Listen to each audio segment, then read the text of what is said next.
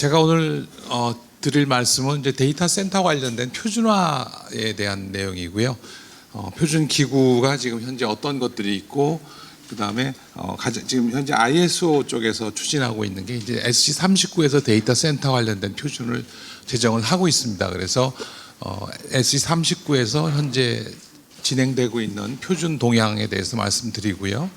그래서 그 SE39에서는 주로 이제 데이터 센터의 그 지표 KPI하고 인프라에 대한 표준들이 중점적으로 논의가 되고 있습니다. 그리고 마지막으로 그 앞에서도 많이 말씀해 주셨던 순행식 냉각 시스템 관련 표준이 어떻게 지금 되고 있는지 그 내용을 간단히 소개해 드리도록 하겠습니다. 먼저 데이터 센터 관련된 표준들은 굉장히 여러 개가 있는데요. 지금 ISO IEC JTC1 S39라는 표준 기구가 있고, 유럽에서는 이제 세넬렉 전기 표준화 위원회하고 ETSI 전기 정보통신 관련된 협회입니다. 두 개가 이제 주로 표준 데이터 센터 관련된 표준을 담당을 하고 있고요. 그 다음에 미국의 이제 그린그리드라고 많이 들어보셨을 겁니다. 이건 데이터 센터 관련된 센터 운영사, 개발자 관련된 전문가들로 구성된 산업 컨소시엄이고, 사실은 SC39에서 만들고 있는 KPI들이 TGG에서 먼저 그 산업체들끼리 만들어낸 표준이에요. 그래서 그거를 국제 표준으로 바꿔준 것들이 여러분들이 잘 알고 있다 말씀드린 30134 시리즈 표준들이 그 TGG에서 나온 표준들이고요.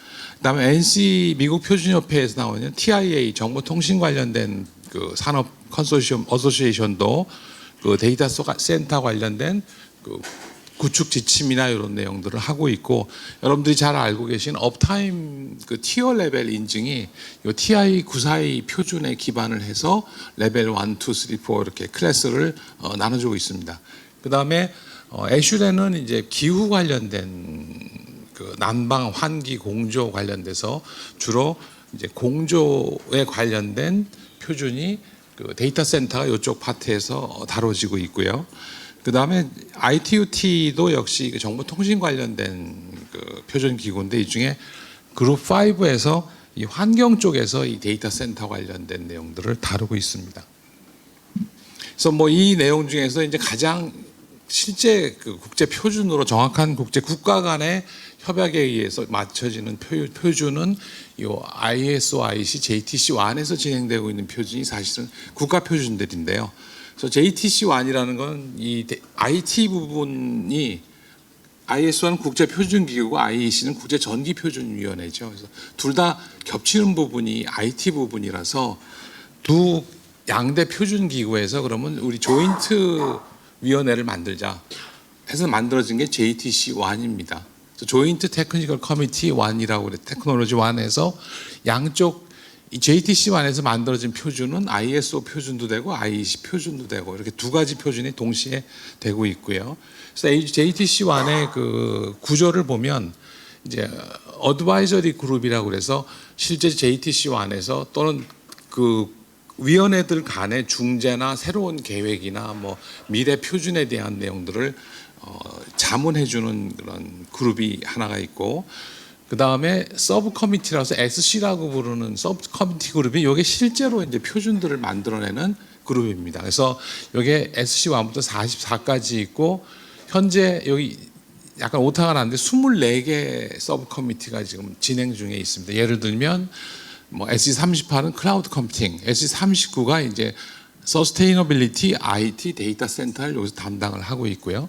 42가 AI고 이런 식으로 해서 해당되는 표준들이 여기서 만들어지고 있습니다. 그리고 워킹 그룹은 이제 새로운 주제가 나왔을 때 JTC1 레벨에서 또는 서브 커뮤니티 레벨에서 그 소규모 전문가 그룹을 만들어서 앞으로 이 표준을 어떻게 다뤄야 될 건지 이런 내용들을 관리를 하고요. 여기서 이제 어느 정리가 되면 그것이 서브 SC가 되든지 새로운 그 조직으로 만들어지게 됩니다. 그래서 가령 스마트 시티 같은 워킹 그룹 10일에서 연구를 하다가 새로운 SC로 바뀌었고요.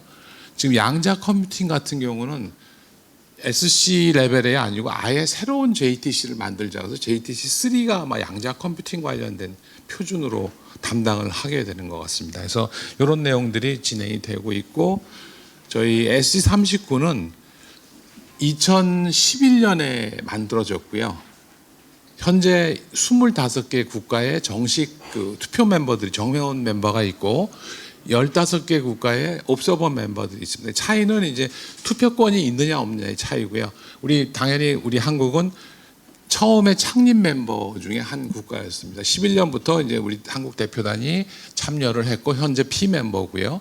그래서 저희가 만든 표준이 한 3개 정도 한국에서 제안을 해서 지금 표준으로 되고 있고 1개가 지금 진행 중에 있고 그렇게 되어 있습니다. 그래서 현재까지 31종류의 ISO 스탠다드가 나와 있고 현지 10개가 개발이 되고 있고 그 저희 SC39 내에 이제 워킹 그룹이 4개가 돌고 있는데요. 하나는 이게 그 리소스 이피션 데이터 센터 그래서 에너지 효율에 관련된 데이터 센터에 대한 내용이고 워킹 그룹 3가 데이터 센터 인프라스트럭처에 관련된 내용을 하고 있고요. 워킹 그룹 4는 데이터 센터하고는 조금 거리가 있고 디지털 서비스를 어떻게 하면은 에너지 효율적으로 에코 디자인 할 거냐라는 내용을 다루고 있습니다.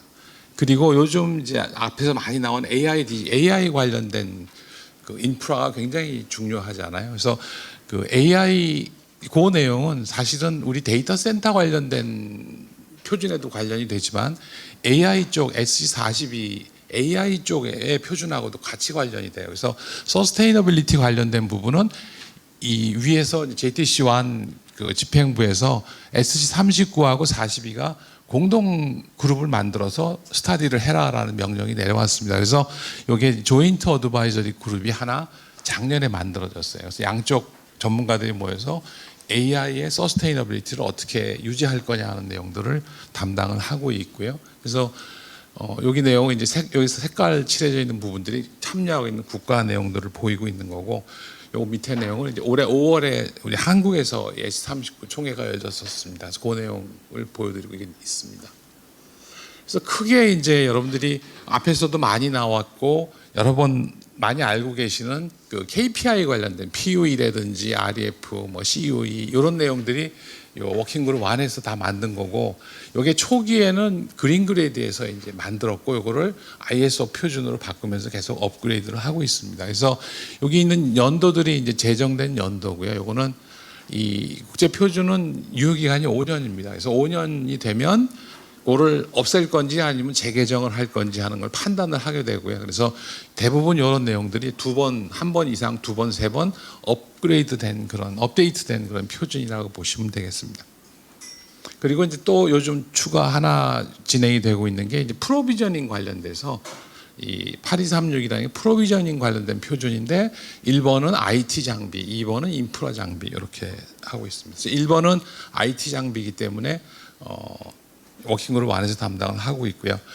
여러분들이 관심이 많으신 이 PUE가 지금 개정판이 만들어지고 있습니다. 거의 이제 마지막 국가 투표까지 끝났고 다 채택이 돼서 아마 올해 말 아니면 내년 초에 새로운 버전, 올해 말에 나오면 이제 30134-2 2025가 될 거고 내년에 나오면 2026이 나올 텐데, 그래서 이 내용은 기존에 있는 PUE보다 굉장히 강화된 측정이라든지 관리가 굉장히 강화된 형태로 바뀌었습니다. 그래서 그 내용은 이제 곧 공개가 될 것 같고요. 그 다음에 이 WE가 지금 새로 개정에 들어갔습니다. 지금 물이 사실은 기존에 있는 과거의 어떤 데이터 센터들은 물이 크게 중요하지 않았는데요. 이게 이제 최근에 오면서 그린 환경, 에너지 효율, 그 다음에 물 부족 국가 문제들이 많이 생기고 또 리퀴드 쿨링이 나오면서 물이 많이 사용이 되다 보니까 이 물 부족 상황에 대해서 어떻게 관리하는 물의 종류에 대한 것까지도 같이 관리하는 표준들이 지금 그 개정하는 걸로 해서 지금부터 올해부터 이제 시작을 했습니다. 그래서 PUE는 뭐 여러분들이 잘 다 알고 계시는 거니까, 우리가 데이터 센터라는 게 보면 뭐 개념적으로 보면 전기 22,000이나 15만 4천 볼트 전기가 들어오면 변압을 시켜서 뭐 한 5, 6천 볼트 내지 1만 볼트 정도로 변압을 한 다음에 그 내용을 뭐 다시 이제 그 변압을 해서 UPS를 거쳐서 전산실 내에 있는 데이터 분배 모듈로 가고 여기서 한 400볼트 정도가 이제 서버로 공급이 되는 이런 환경을 거치죠. 그래서 이 전기를 안정적으로 공급하기 위해서 UPS가 있고 배터리가 있고 또 전기 공급을 대비한 발전기가 있고 이렇게 되어 있고요. 그다음에 전산실 안에를 보면 이제 항온항습기 에어컨들이 있는 거죠. 쉽게 해서 찬바람이 요 플로우 밑으로 들어가서 식힌 다음에 뜨거운 바람이 빠져나가는 이런 과정이 되고요. 그래서 요 공조만 좀 자세히 보시면 이제 밑에 뭐 플로우 밑으로 찬바람이 들어오면 서버를 통해서 뜨거운 바람이 나가고 옥상에 있는 뭐 칠러나 냉각탑에 의해서 이 공기가 식혀서 다시 돌아오고 이런 과정을 거치게 됩니다. 그래서 결국은 데이터 센터라는 게 이제 IT 장비를 돌리기 위한 시설이잖아요. 그러다 보니까 이 데이터 센터가 전체가 쓰는 전기가 우리가 EDC라고 개념으로 보고요. 그 중에서 요 서버만 딱 돌리는 이게 진짜 우리가 필요한 전기거든요. 서버가 돌리는 데 쓰이는 게 EIT고 결국은 나머지 부분은 요 서버를 돌리기 위한 어떤 부수적인 오버헤드가 돼요. 그래서 이게 적으면 적을수록 효율적인 거죠. 그래서 아이디어란 데이터 센터는 PUE가 1입니다. 근데 그건 불가능하고요. PUE가 2라고 그러면은 IT가 1을 쓰는데 그걸 돌리기 위해서 1이란 전기가 부가로 드는 거예요. 그래서 요즘 나오는 이제 순행식이나 이런 것들은 1.1대 밑으로 가는 것도 있고 보통 공랭식에서 좋은 것들은 1.3에서 1.5 정도면 굉장히 고효율 데이터 센터다 이렇게 얘기를 하고 있습니다. 그 다음에 이제 재생에너지 관련된 건데요. 재생에너지는 1이면 100% 재생, R이 100을 하는 거고요. 그래서 이 재생에너지는 사서 써도 되고요. 아니면 자기가 개발해서 써도 되고 이렇게 두 가지로 나눠서 봅니다. 그 다음에 또 하나 요즘 이제 다시 되고 있는 것이 그 데이터 센터의 그 에너지 재사용, 그러니까 폐열 재활용인 게 되는 거죠. 데이터 센터가 아까 뜨거운 공기나 뜨거운 물을 많이 만드니까 이거를 뭐 주변에 있는 농장에 공급을 하든지 뭐 겨울에 길 얼은 걸 녹인데 쓴다든지 아니면 뭐 그런 식의 어떤 얼마나 많이 쓰느냐라는 게 ERF고 요게 이제 유럽에서 EED 나오면서 굉장히 그 데이터 센터에 대한 규제가 세지니까 이런 REF나 ERF가 사실은 초기에는 상대적으로 그냥 개념상으로만 나오다가 요즘에는 굉장히 중요한 지수로 다시 좀 주목을 받고 있는 그런 상태입니다. 그다음에 탄소 배출은 이제 결국은 우리가 킬로와트당 몇 킬로의 탄소를 배출하느냐 또는 메가와트당 몇 톤의 탄소를 배출하느냐 요거고요. 탄소 중립은 이게 이제 제로란 얘기가 되겠죠. 그다음에 물 사용률은 메가와트당 몇 톤의 물을 쓰느냐 또는 킬로와트당 몇 리터를 쓰느냐 두 같은 얘기니까요. 그런 걸 얘기를 하는데 지금 개정판에서는 현재는 그냥 사용되는 물만을 얘기를 하는데 개정판에서는 물의 종류 이게 음용수를 쓸 거냐 수돗물을 쓰느냐 아니면 강물을 가져다 쓰느냐 바닷물을 쓰느냐 물의 종류도 보고요. 결국은 뭐 강물을 갖다 써서 그걸 데핀 다음에 내보내면 그게 또 환경에 영향을 주게 되거든요. 그래서 그런 부분까지도 고려를 하겠다라는 것이 이제 개정판에서 지금 논의되고 있는 내용입니다. 그래서 주로 유럽 쪽에서 굉장히 강하게 지금 규제를 만들려고 하는 그런 추세가 되고 있습니다. 그 다음에 이제 2237 시리즈는요, 그 인프라에 관련된 내용이고요. 그래서 요 뭐 시간상 요 내용을 보시면 결국 데이터 센터를 짓는 데 관련된 건물, 전기배, 환경, 이 공조가 여기 들어갑니다. 그리고 통신 시설, 그리고 보안, 그리고 운영 방안에 대한 표준들이 쭉 만들어지게 되고요. 그래서 여기 시리즈 1번부터 10번까지, 7번까지 되고 10번이 이제 그 머추어리티 모델 관련된 내용이 여기 들어 있습니다.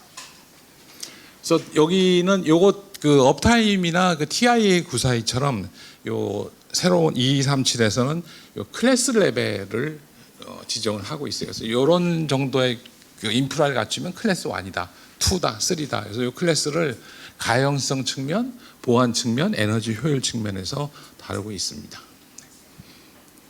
그다음에 그 중에서 이제 제일 그 우리 공조하고 관련된 부분이 이 환경 인바이러먼트 컨트롤 파트가 되고요. 그래서 온도 제어라든지 뭐 이런 내용들이. 근데 현재 지금 가장 큰 문제가 뭐냐면 2374가 만들어질 때는 액체 냉각, 리퀴드 쿨링이라는 얘기가 나오기 거의 전 상태였기 때문에 그 내용이 하나도 포함이 안 돼 있어요. 그래서 사실은 이게 내년 정도에 만료가 되는데 그 저희 S39에서도 올해부터 이제 개정판 작업을 시작을 들어갔습니다. 그래서 편집위원회가 만들어지고 물론 한국도 들어가 있고요. 그래서 이 내용을 보시면 대부분 공조, 공냉식 방식에 대한 얘기만 되어 있는 것을 아실 수가 있습니다. 그 다음에 순행식 냉각 시스템 관련 표준 동향인데 사실은 거의 순행식 냉각에 대한 표준은 없습니다. 이게 현재 작년부터 나온 얘기거든요. 작년, 재작년부터 나온 얘기들이기 때문에 사실 표준이라는 건 기술이 어느 정도 산업계에 적용이 되고 거기에 맞는 기준을 만들어 좀 뒤따라가는 형태이기 때문에 사실은 정확한 ISO나 뭐 다른 데서도 이 순행식 관련된 표준은 없고 이제 시작하는 단계라고 되어 있습니다. 그래서 앞에서도 많이 말씀을 하셨지만 우리 순행식 리퀴드 쿨링에는 크게 이제 세 가지 정도를 얘기를 하고 있습니다. 다이렉트 칩, D2C라는 칩에다 직접 물을 집어넣는 거죠. 그 다음에 리어더 히트 익스체인저 그리고 이머전 담그는 세 가지 방식 정도가 있고요. 그래서 우리가 AI 데이터 센터, AI 레디 데이터 센터, AI 서포트 데이터 여러 가지 얘기를 하고 있는데 결국 AI에 관련된 어떤 학습 배포 뭐에 관련된 센터 그런 역할을 하는 센터를 AI 데이터 센터라고 그러고요. 일반적인 우리 데이터 센터하고는 사실 용도가 좀 다릅니다. 그래서 AI 데이터 센터의 특징은 이 네 가지로 보통 여러 사람들이 얘기하고 이것도 IBM에서도 이렇게 네 가지 특징을 AI 데이터 센터다라고 정의를 하고 있는데 하나는 하이 퍼포먼스 컴퓨팅, 그러니까 HPC나 GPU나 NPU나 뭐 TPU 같은 것들을 써야 되고요. 그 다음에 스토리지 아키텍처가 굉장히 고속의 스토리지가 필요하다. 계산을 빨리 해야 되니까. 그리고 네트워킹이 기존에 있는 뭐 인터넷이나 랜 레벨을 갖고는 안 되고요.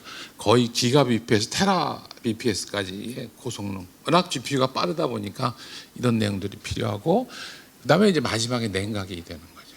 결국은 바로 전에 슈나이더에서 말씀하셨지만 공기로는 안 된다라는 거죠.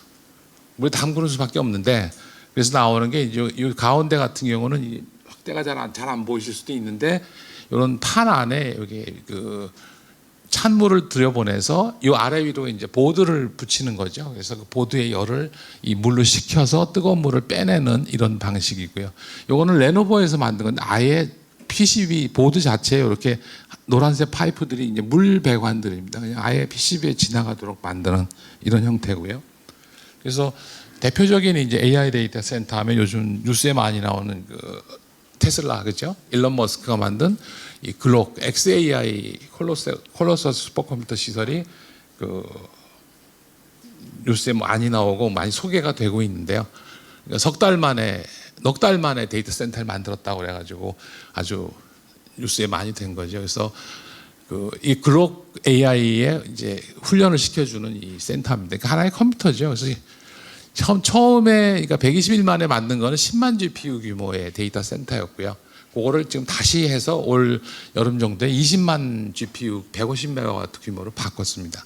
그리고 올해 말까지 100만 장 넣겠다라고 하는 것이 이 사람들의 얘기고요. 그래서 데이터 센터 내부고 서버 뒤편이고 그 안에 있는 CDU 모습을 보여주고 있고 이건 리어더 쿨링 방식입니다. 그러니까 온갖 현재 기술로 할 수 있는 모든 냉각 방식은 여기 다 들어가 있습니다. 그래서 보시면 이 서버 하나에 GPU가 8장 들어가 있고 서버 사이에는 매니폴드라고 해서 이 서버하고 서버 사이에 액체 물판 같은 냉각 담요 같은 게 한 장이 들어가 있어서 이 양쪽 서버를 식혀주고요.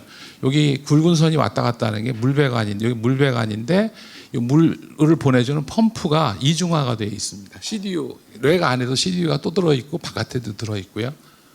그 다음에 이제 도어 뒤쪽에다가 이렇게 그 물이 들어가서 팬으로 찬바람 우리 냉풍기 같은 그런 장치가 여기 뒤에 들어있고 뭐 보면 여기 색깔이 파란색인데 온도가 올라가면 빨간색으로 바뀐다고 그래요. 그래서 금방 어디가 문제가 있는지 알 수 있도록. 그래서 이게 이제 다 만들어지면 기가와트급 이상의 데이터 센터가 될 거다라고 얘기를 합니다.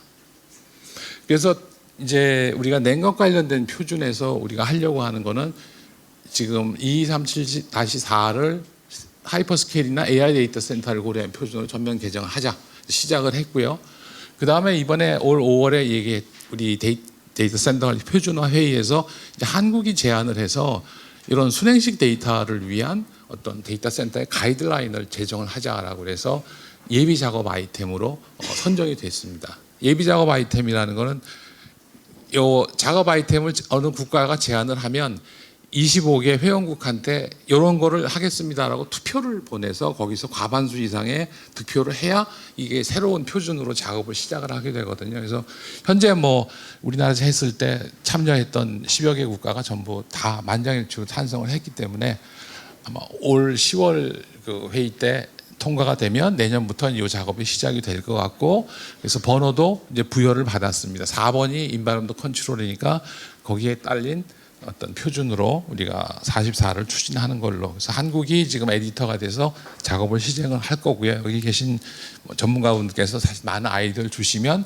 우리 한국의 의견이 반영된 표준이 만들어지지 않을까 생각을 하고 있습니다. 그래서 목적은 이제 순행식 냉각을 위한 거고, 순행식 냉각을 위한 데이터 센터의 구조라든지 기계적인 조건이라든지 정기적인 특성이라든지 뭐 통신이라든지 이런 내용들이 표준에 들어가야 된다라고 제기를 하고 있습니다.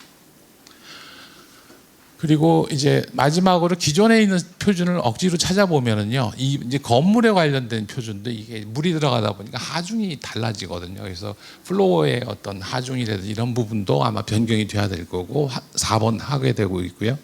RTUT SG5에서는 지금 4개 정도가 2개가 나온 게 있고 진행이 되고 있는 게 있는데 2개는 약간 좀 분야가 다른 얘기인 게, 요거는 그 통신, 그러니까 5G 베이스밴드, 그러니까 통신 서버를 위한 어떤 액체 냉각에 대한 가능성을 언급하고 있고요.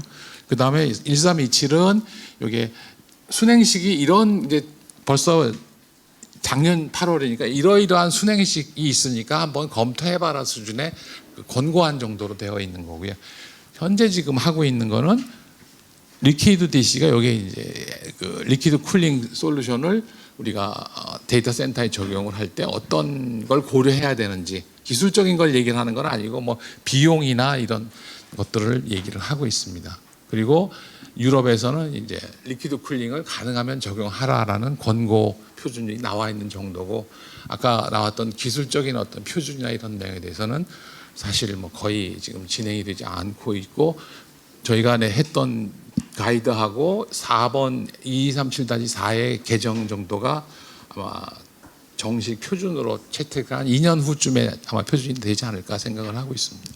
네, 이 정도로 제가 말씀 내용을 드리고 마치도록 하겠습니다. 감사합니다.